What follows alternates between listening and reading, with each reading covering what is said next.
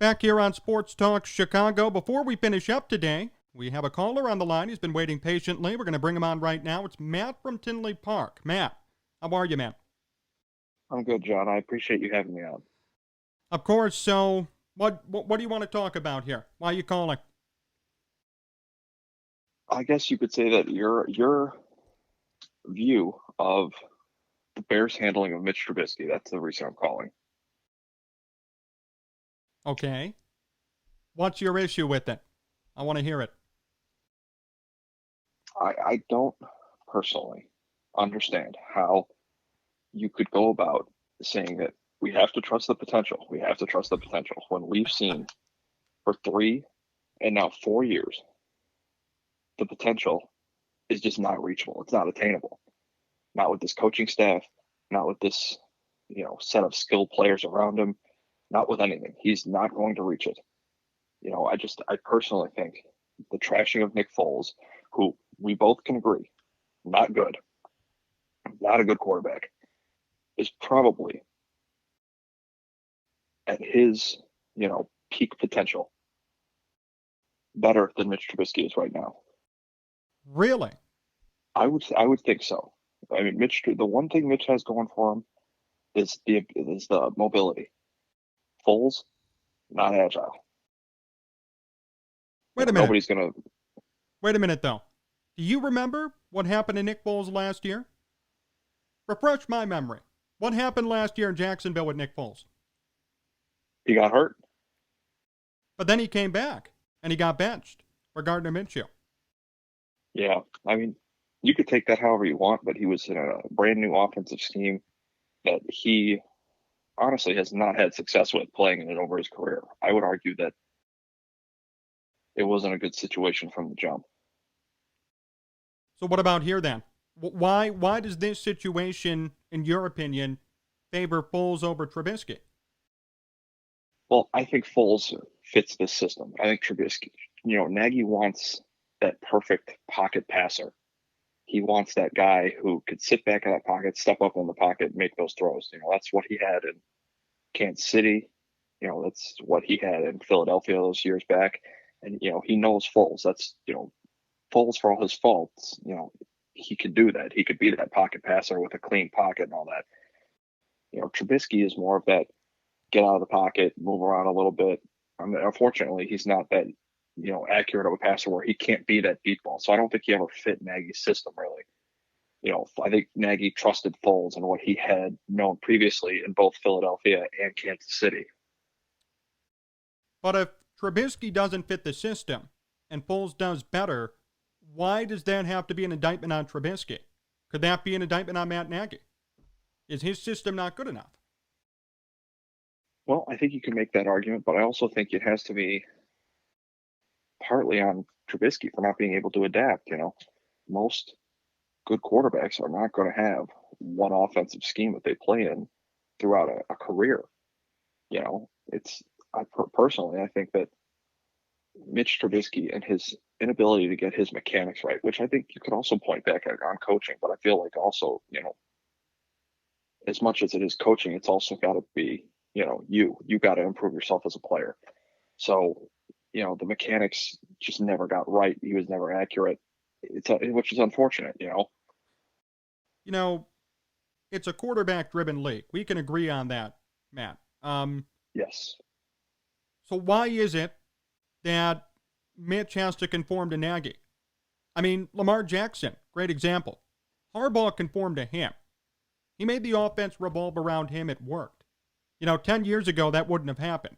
No one would have conformed to Lamar Jackson. Chances are he would have been a draft bust, just like a lot of running quarterbacks have been over the years.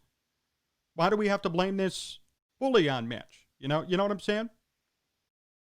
I see what you're saying, but at the same time, I don't think Mitch and Lamar have a similar skill set.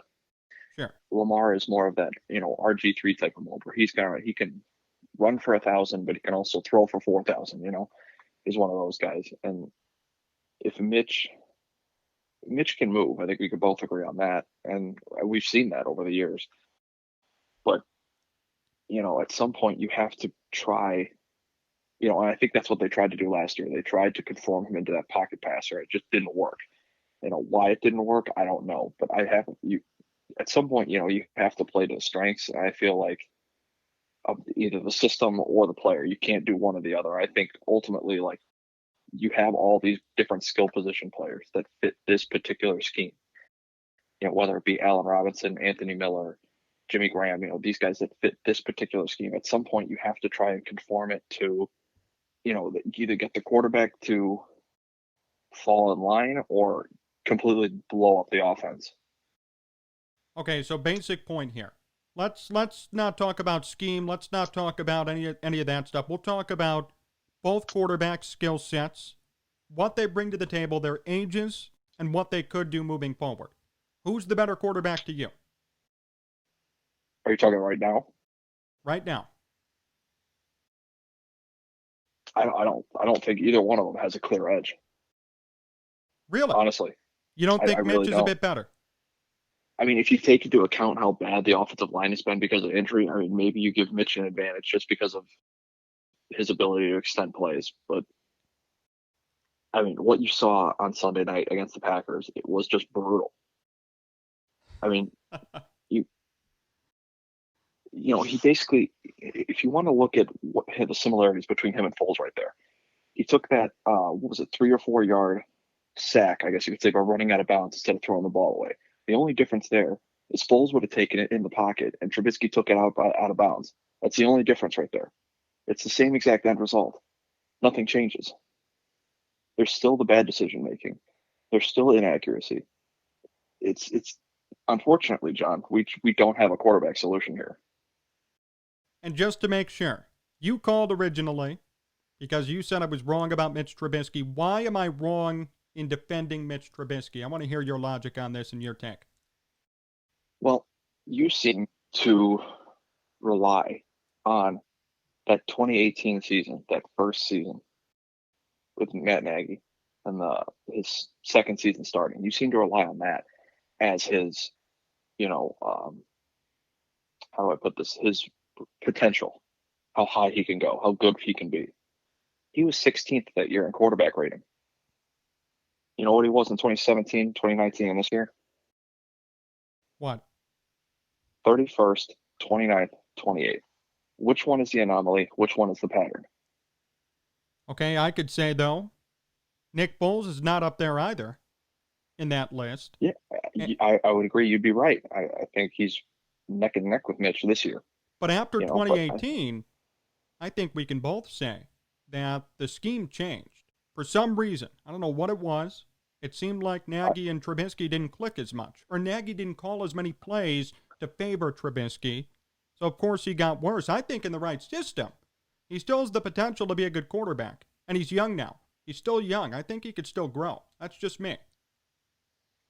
You may be right. You may be right that he could still grow and that he could still be an effective quarterback, but he's got to be in a perfect situation. I feel like there's just too many flaws there. Unfortunately, that he probably is going to be a career backup. Would you compare him to Jared Goff or no? I would. I think he's very similar. Jared Goff needs the right coach and the right system around him to succeed. I think he'd be a bust if he wasn't with Sean McVay. I agree with that. I would give you that one.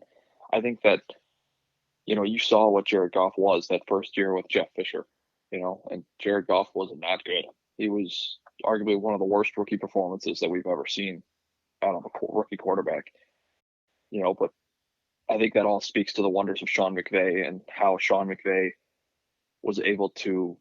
I think Jared Goff fits Sean McVay very well, whereas I don't think Mitch Trubisky fits Matt Nagy very well. And honestly, if you want to say that's an indictment on Ryan Pace rather than, Mitch, I might be able to give you that one.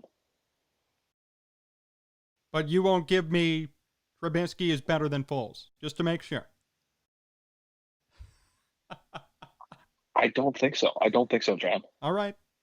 That's fair. Matt, thanks for your call. I appreciate it. Yeah, absolutely, John. Thanks for having me on, bud.